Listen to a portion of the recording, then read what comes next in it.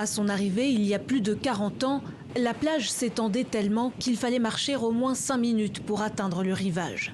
Aujourd'hui, le club de surf d'Habib est en passe d'être englouti par les eaux. Vous voyez la ligne d'érosion là?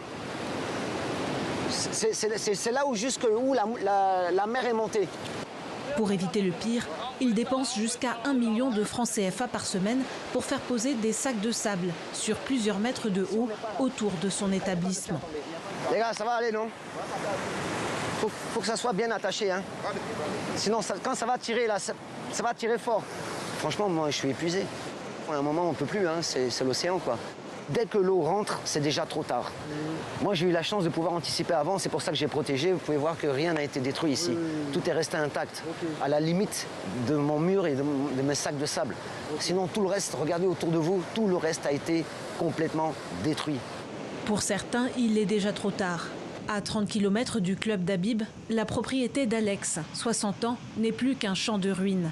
En août, des vagues géantes ont tout emporté.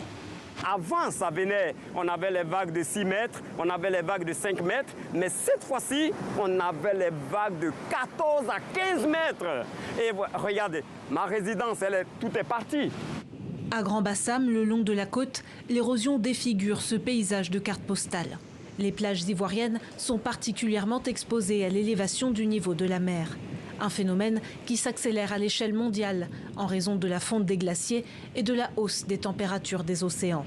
Au centre météorologique, les experts suivent la situation de près.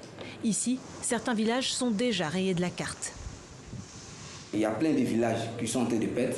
Le village de Laoupanda, où toute la moitié du village est partie, a été engloutie par les eaux. Donc la mer avance. Donc toutes les côtes sont à risque. L'ONU prévient que si rien n'est fait d'ici 2050, la montée des eaux pourrait coûter jusqu'à 86,5 milliards de dollars à 12 grandes villes africaines, dont Abidjan. Selon une étude de la Banque mondiale de 2019, les zones côtières ouest-africaines génèrent au moins 56% de l'activité économique de la région et abritent un tiers de sa population.